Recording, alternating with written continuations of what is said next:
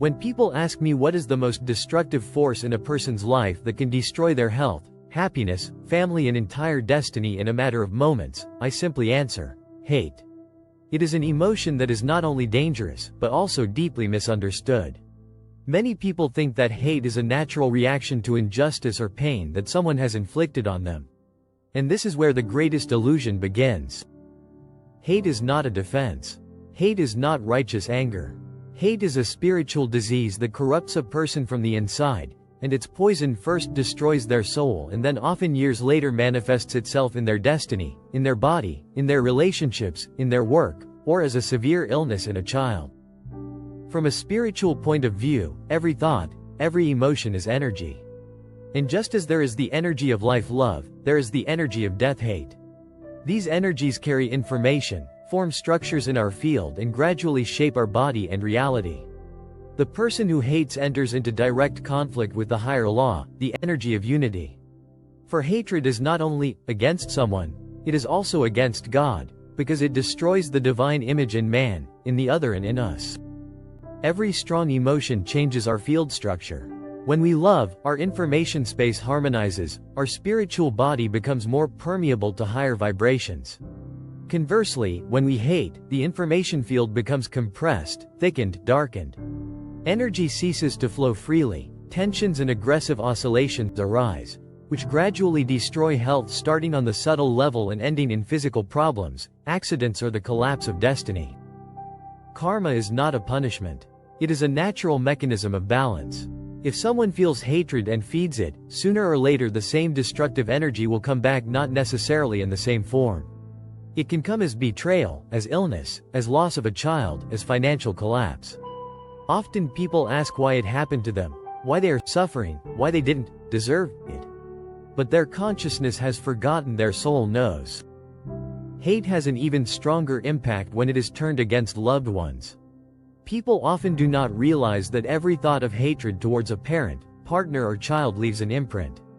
For example, if a son hates his mother for limiting or manipulating him, his child may be born with a disease that mirrors the repressed resentment. Or conversely, he will become ill because his soul cannot carry this frequency that contradicts his divine essence. Even worse is self-hatred. Self-hatred is like an inner decay, an attack on one's own core. Many mental and physical illnesses originate in this hatred, often unconscious, hidden behind guilt, shame, disappointment.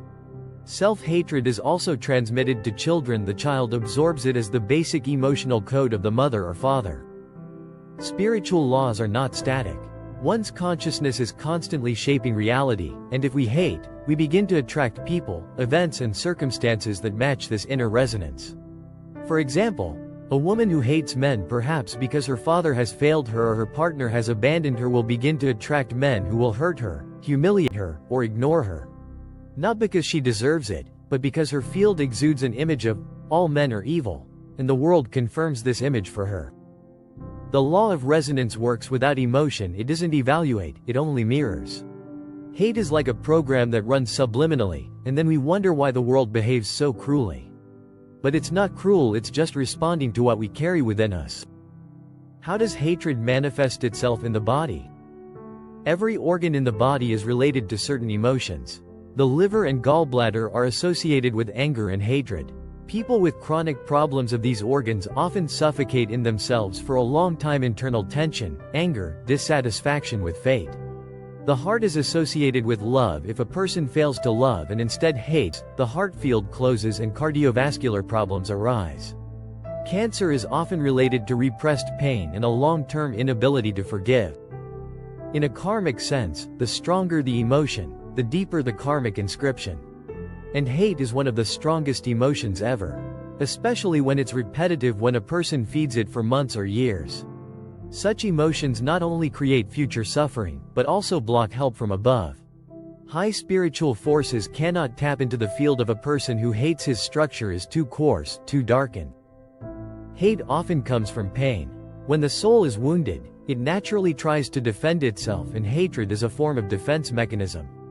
But at the same time it is a way that closes.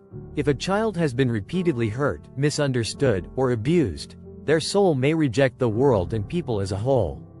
This resentment then manifests itself in adulthood as chronic dissatisfaction, irritability, exaggerated criticalness or aggression. However, the adult has a responsibility. Even if he or she has been hurt, he or she has a choice. He or she can nurture the resentment or begin to dissolve it. And that is the task of karmic growth, to find a way to transform pain into love, not to return it in the same form. Hatred cannot be suppressed by force. It only creates inner pressure, and eventually there will be an explosion in the body, in the psyche, in destiny. The only way is transformation. That means to recognize that I feel hatred, to understand where it comes from, to allow myself to experience the pain it hides, and then to dissolve it in myself through repentance, through forgiveness, through prayer, through union with God. Prayer is a powerful tool, not as an automatic means, but as a bridge to a higher reality. When I ask for purification from hatred, I am not asking God to change the other, but to change me. To open my heart so that I can love even where there has been hurt. Working with gratitude is also a great help. As paradoxical as it sounds, it is possible to give thanks for pain. To give thanks for those who have hurt us because their actions have shown us what we have inside. It showed our attachments, our illusions, our weaknesses. And without that, we could not grow. Hatred is hereditary, not genetically, but energetically. If parents nurture hatred of themselves, of the world, of life, their children carry it. Often very literally. As a psychological disorder, as an inability to relate, as an illness that doesn't make sense.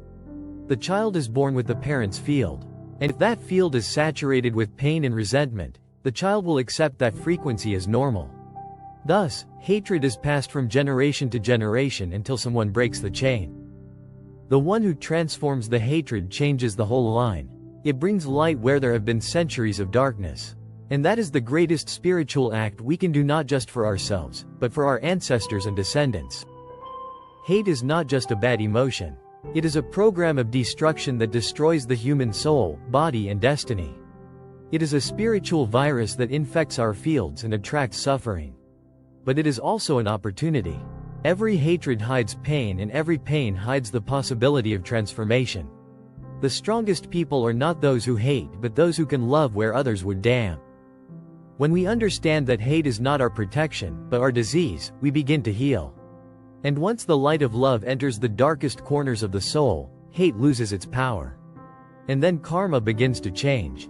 That's when true freedom begins. If you like the post, like and subscribe. Thank you.